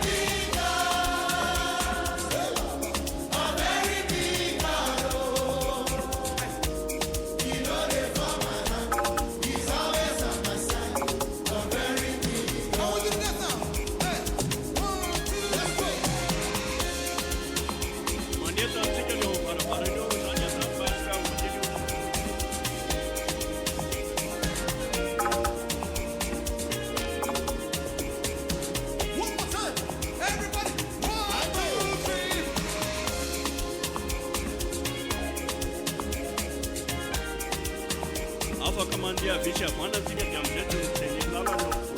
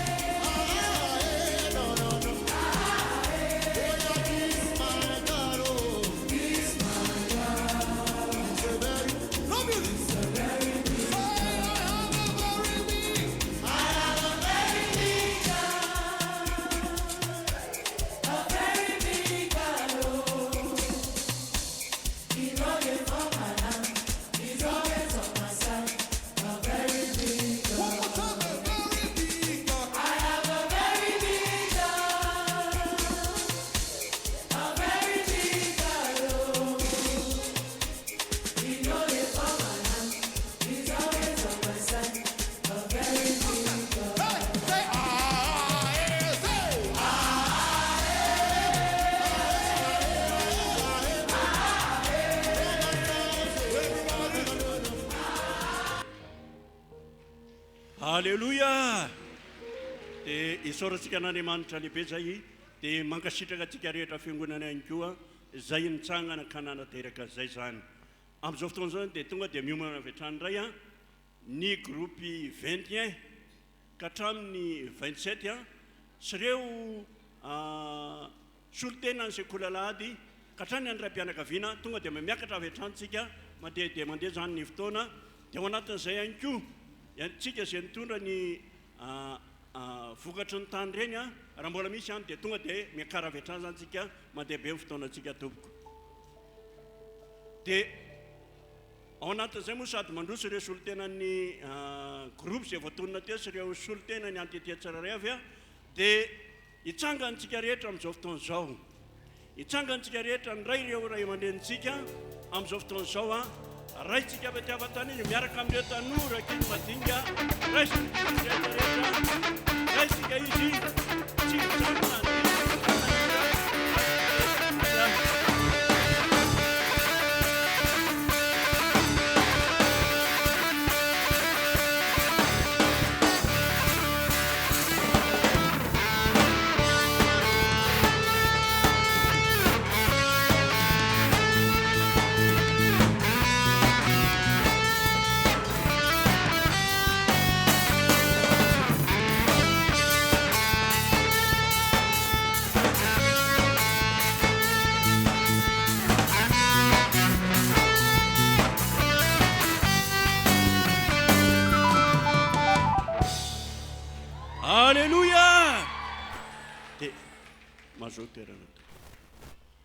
dia amin'izao fotoana izao moa paster Adolphe Mivady sy ny ankoniny izay manatrika etona dia ndeto moa zay fiangonana miditra amin'ny folo zay hitandrimanareo eto Androndrakely. Nanokana n'ity fotoana ity izahay androany izay entinay anehoana fiarabana anareo sy ny ankonanareo rehetrarehetra zany. Ka tonga moa zany ny fotoana izay fanahy manateraka zany tompoko ka voalohany indrindra moa raha misy moa teny hafahafa na tsodrano na firarotsoa dia mandalo zany fa raha mivavaka kosa moa dia zany no tena zava-dehibe raha amin'ny baiboly no jerena. Ka ndreto izay rehetrarehetra miditra amin'ny folo anonona vavaka tsika rehetrarehetra hoan'izy ireo dia izay fantatrao fa mety hoe ho ataon'Andriamanitra ny fiain'izy ireo amin'ity taona 2024 ity sy amin'ny taona rehetra amin'ny fandimby izay mbola entiny amponan'Andriamanitra dia tonoiny ao anatrehan'Andriamanitra androany. Amen. Mino fa izay rehetra vavaka asandratsika androany dia amarinan'Andriamanitra sy tateran'Andriamanitra eo amin'izy ireo sy ireo ankonan'izany. Ka zao zany ny ataontsika araka ny teny teo raha misy zavatra lehibe indrindra dia mivavaka no zavatra lehibe indrindra raha ny ten'Andriamanitra ny jerena. Ka anolotra ny tanantsika izy hivavaka, anolotra ny tanantsika aty amin'lohantsika hoan'izy ireo dia tonony izay rehetra tianao araka izay nambaraka teo hoe ho ataon'Andriamanitra eo amin'ny fiainan'izy ireo. Ka tonga dia tsotratsika ty ny tanantsika hivavaka hoan'izy ireo zanytsika. Andriamanitra rainay amin'ny alalan'i Jesosy Kristy Tompo ianao, ndreto izay fiangonana miditra amin'ny folo indray amin'ity androany ity manokana fotoana hivavaka an'ireo mpanomponao ireo amin'izao taona vaovao izay menao anay izao dia mino Tompo fa amin'ity androany ity dia miaraka aminay eto ianao eto mifanahy masina no hatramin'ny maraina ka mandraka ankehitriny ary tsy ala eto amin'ity toeran'ity zany mandrakizay mandra-piavin'i Jesosy eny amin'ny rahoan'ny lanitra. Ko androany Andriamanitra etika eo natrehanao amin'ny fiainan'izy ireo sy ny ankonany mamindra fo sy miantra ianao ary mino Andriamanitra fa ny fahasoavan'i Jesosy Kristy izay avy tamin'Andriamanitra ray dia ho ataonao amin'izy ireo ihany koa satria ireny solotenanao Andriamanitra, ireny solotenanao Jesosy eto amin'ity fiangonana Androndrakely ity na eto amin'ity firenenay misy anay ity. Ko ny angatahako aminao Andriamanitra ny amindranao fon'izy ireo, ny asanao amin'ny fiainan'izy ireo, namezanao azy tombonandro, namezanao azy fahasalamana, esy tanjaka izay mbola hoentina makivaky ty taona 2024 ity iny fa na amin'ny manaraka rehetra ary tapetrako ampiara-tananao zany Tompo amesaina azy fahendrenany an'izy ireo ianao hitandreo akonany tsarare avy ihany koa ianao hiasa mahery amin'ireo akonan'ireo ianao hiaran'izy ireo ianao na mivoaka na miditra ho tainao ihany koa ireo mpiara-miasa amin'ireo mpanomponao ireo voninahitra ny anaranao dia misaotra ny Andriamanitra ny amin'ny tianarano ity fa ninninona vavaka izao sandratra fitsao fiangonana zao ho an'izy ireo Andriamanitra dia ho amarinonao zany voninahitra ny anaranao lehibe dia mankasitraka rainay mankasitraka Jesosy voninahitra velona sy atolotra anao raha eo amin'ny anaran'i Jesosy saotra raikeo amen. Alleluia alleluia. Dia isaorantsika n'Andriamanitra lehibe zay fa mino fa zay vavaka nasandratsika maro be zay dia tsy ho lanindritra eo amin'ny fiainan'izy ireo sy ny ankonan'izany fa dia ho marin'Andriamanitra so tanteran'Andriamanitra ka zao moa zany dia mino satria vaovao zao ny taona dia tia hanoroka amin'ny mpanompon'Andriamanitra mibamby izy ho mambe ntsika rehetrarehetra nefa tsy afaka natanteraka izany tsika na dia anao voasamba vao tonga eto anao le mpiany any amin'ny radio reny mpijery any amin'ny télé reny tonga eto ianao androany dia raha vao tonga ana dia mihinan'ireo pasteur eo mihitsy tsy afaka manao zany anefa ianao androany tsy mahazo manao an'izany ianao na dia ianao io ary fa tsika menakavy zany satria raha anao zay dia naparainy andro raha tsy ho vitsy zany fa zao ny ataontsika anao bizotoraka tsika androany dia zao ny ataontsika manisa tela dia manao zao hoe tianay be anareo pasteur menakavy ho tahin'Andriamanitra ho ela velona ianareo zay zany nataontsika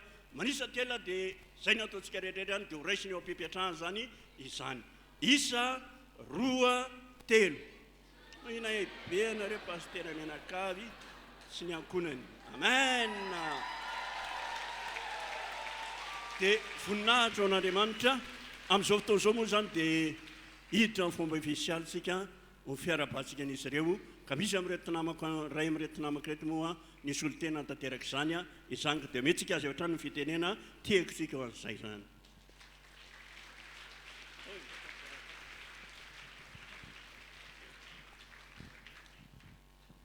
Tompoko lahy sy tompoko vavy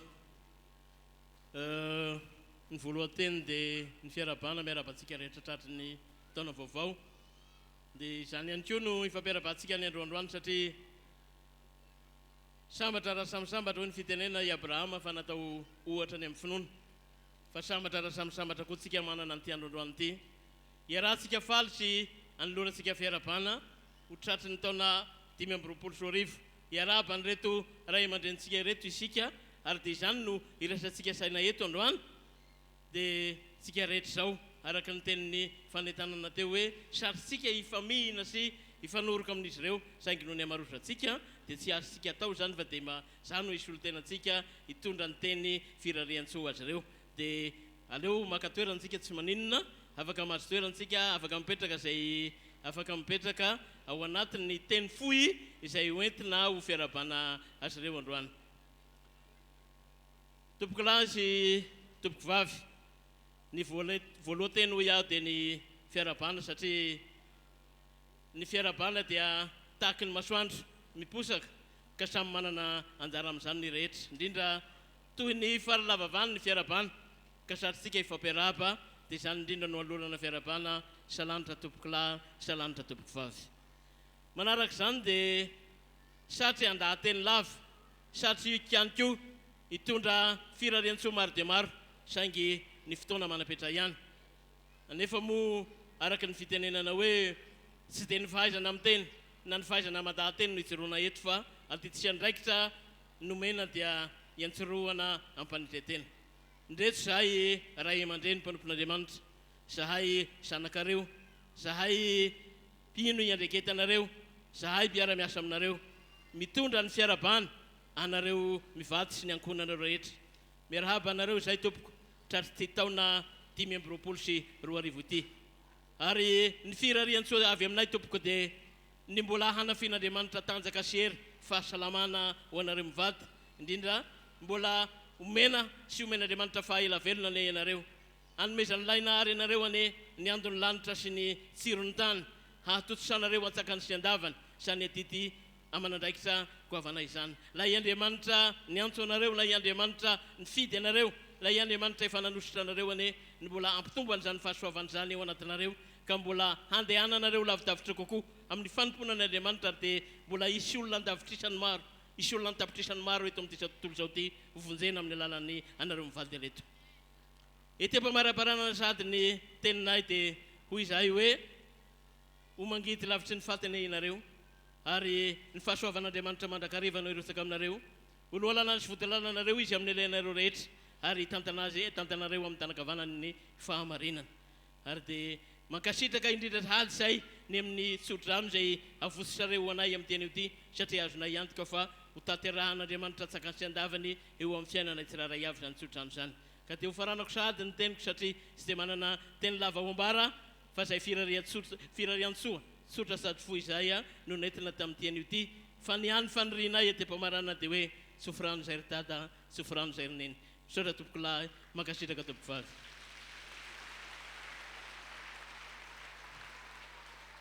ankoatr'izay tompoko ankoatra ny firarian-tsoa sy ny rarisoa fotsiny zahay fa mba hanolotra koa zahay androany izay vokatry ny fonay izay efa nomaninay nandritry ny fotoana elaela dia indro atolotra ianareo androany ho fiarahanay mifaly aminareo sy ho fiarahanay miombona amin'ny fiarabananareo tratry ty taonay tika dia nyreto zay manolotra izay vokatry ny fonay izay manolotra reto fanomezany reto raiso mpitiavana tompoko fa ny fahasoavan'Andriamanitra sy ny famindram-pony ane no ameno azy reny mitafotafo tahina Andriamanitra tompoko ndawary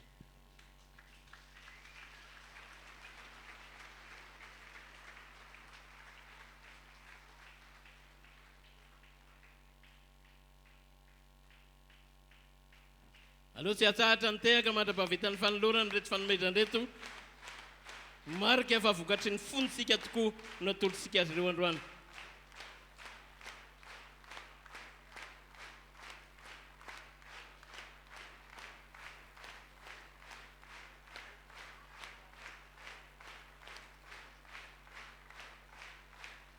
mankasitraka indrindra tompoko dia ometsika azy ireo ny fitenenana ary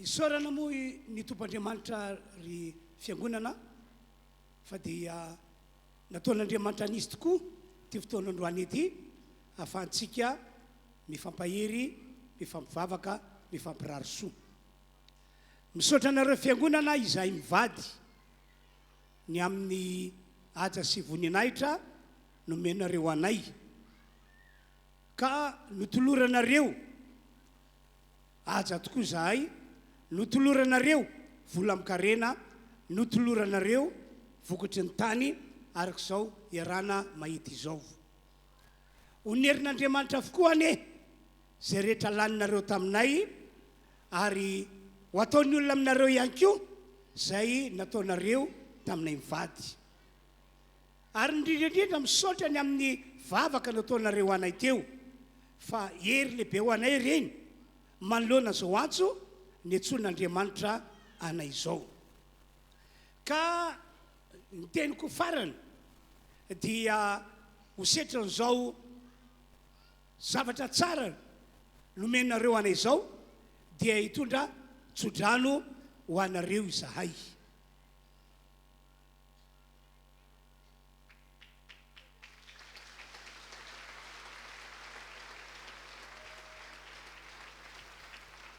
sambatra raha samy fiangonana ianareo manarika an'izao fotoan-dehibe izao satria ny tsodrano lehibe entinay mpanompon'Andriamanitra ho anareo fiangonana dia hamarinan'Andriamanitra eo aminao amin'ity taona dia avintsika ity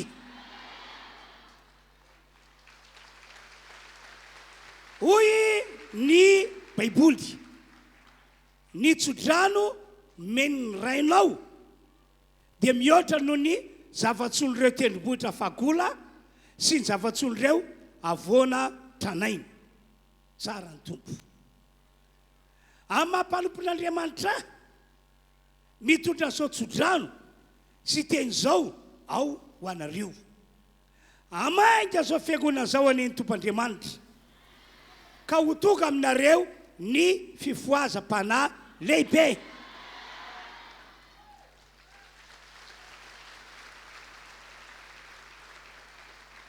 hoy ny baiboly mahatoky sy miandra an'Andriamanitra isika fiangonana amin'izao taona vaovao izao ka androso hery elatra no hiakaranao tahaka ny voromahery ry fiangonana.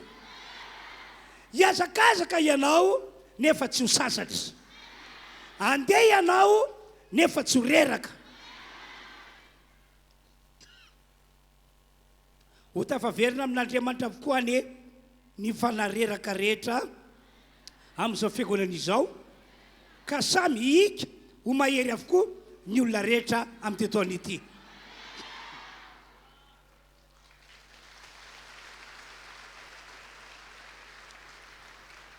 Raiso fataka ny anambinana, ny fanahinao no anambinana anao amin'ny zavatra rehetra.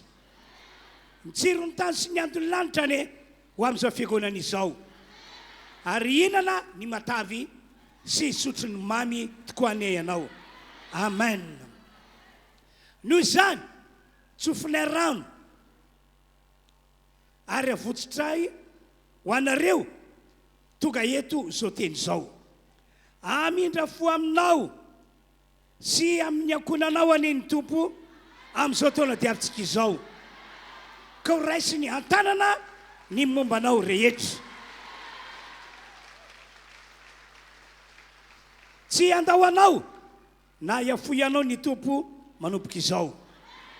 Hoy izy aminao, zanako ianao, sarobidy amiko ianao, zao no niteraka anao androany. Tsofinay rano ary avotsitray ho anareo rehetra tonga eto ihany koa zao teny izao. Ho tanteran'Andriamanitra aminareo amin'ny taona ity ny fanomezana andreo zava-tsolonlanitra zay fanapahana tianana hatramin'izay. Maro tahaka ny kintana eny amin'ny lanitra izy ireny. Andray tokoa ianareo ary andray mihoatra no izay no heverinareo. Tsofinay rano ary mbola votsitray hatrany teny. Onerin'Andriamanitra sy ho averiny eo aminao avokoa reo faty antoka anazo anao tamin'ny taona lasa iny.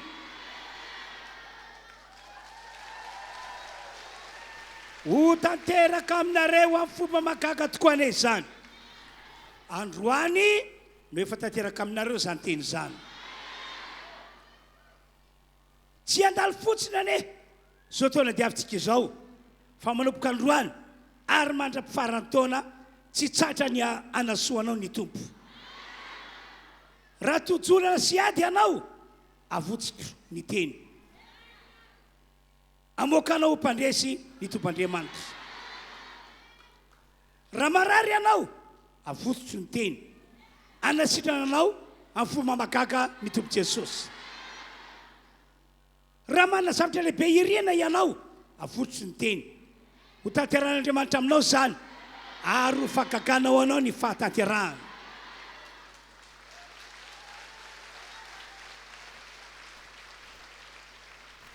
Ianao ry fiangonana no lay azo maniry eo amoron-drano zay mamaka anilan'ny rano mandeha.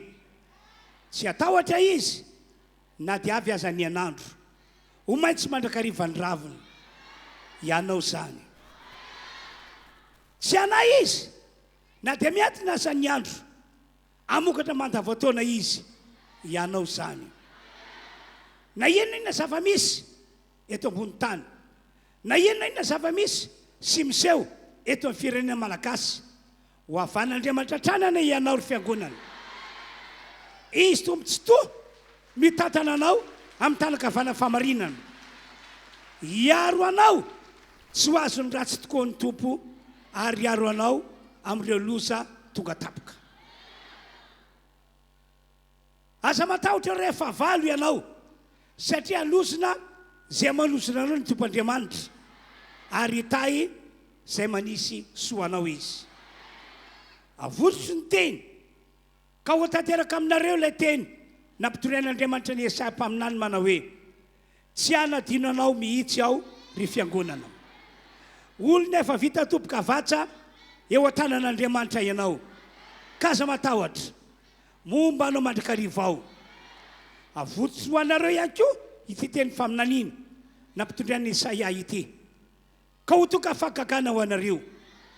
Oloko ianao, zanako ianao, voaositra ianao, ianao no ilay no tantanako tamin'ny tanakavanana mba andreseko firenena eo alohanao sy amako fekibom-panjaka mba amoako faravarana eo alohanao ka tsy rindrina itsony ny vavahady androso eo alohanao aho androso eo alohanao aho hony tompo ary andravina miko totoana sy anotorony varavarana varahana sy anapatapaka ny divy dia omeko anao ny rakitra ao amin'ny maizina sy ny arenana fenina ao amangingina mba fataranao fa izao no Jehova izay miatso anao amin'ny anaranao dia Andriamanitry ny Israely ho tanteraka manomboka an'io zany dia raina ny tompo tsofina rano ianareo fiangonana tonga eto ary avotsotro ho anareo ny teny reo fitahina izay efa nambaran'Andriamanitra tamin'ny Abrahama sy Isaka ary Jakoba ho ataon'Andriamanitra amin'ity fiangonana ity mandritra taona 520 izao izany ho avototry ny teny ho tahirana ianao raha miditra ny tanànanao ho tahirana ianao raha mivoaka ny tanànanao ho tahirana ianao sy ny aterika ekibonao ho tahirana ny asa fivelomanao ho ataon'Andriamanitra mety sy manjary avokoa ane ny ataonao rehetra amin'izao taona diavintsika izao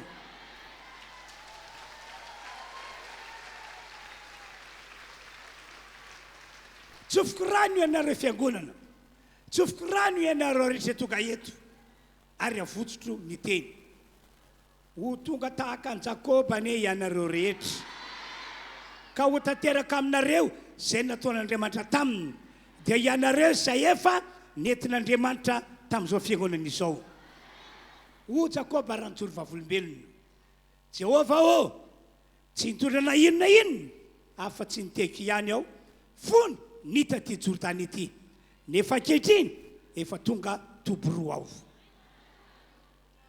andray zava-tsoa avy amin'Andriamanitra anay ianao eny mihoatra noho izay no heverinao sy izay nangatanao no ataon'Andriamanitra aminao mandritra ty taona 520 ity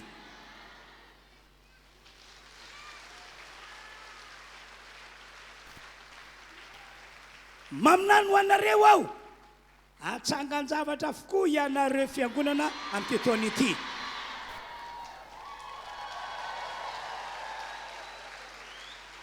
ho ataon'Andriamanitra aminareo izay mino avokoa izany isaorana ny tompoandriamanitra rain Jesosy Kristy sady raintsika izy Andriamanitra tsy toane anamarina izao tsodrano sy tena votsitray ho anareo izao andao hiteka sorakoraka mafy Antananarivo 5 volana janoary taona 522 pasteur Adolphe sy Daniel randry any Avravelona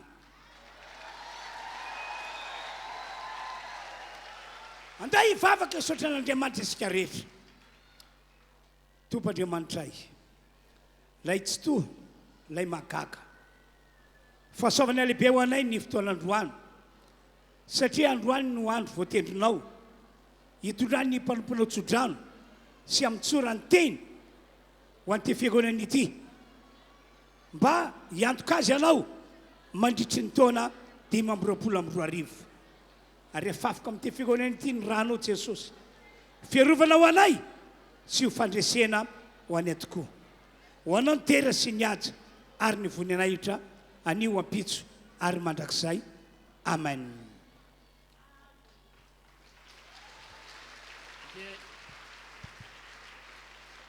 manarak'izany misy aty mofo mamy ity malona antsika rehetra toka eto ho tapana mivady izy ity dia ho validen'Andriamanitra lay tsodrano sy lay tena votsitray ho anareo teo anombe ho mpisanganana no andraisantsika anisan'ny teny ho votsitrisy izany zao ny voasoratrato Andriamanitra no aheresantsika fa izy no anitsakitsaka ny favalitsika salamo 512 ho tanteraka aminareo zany teny zany sy ny tsodrano zay nambaranay taminareo teo tompoko.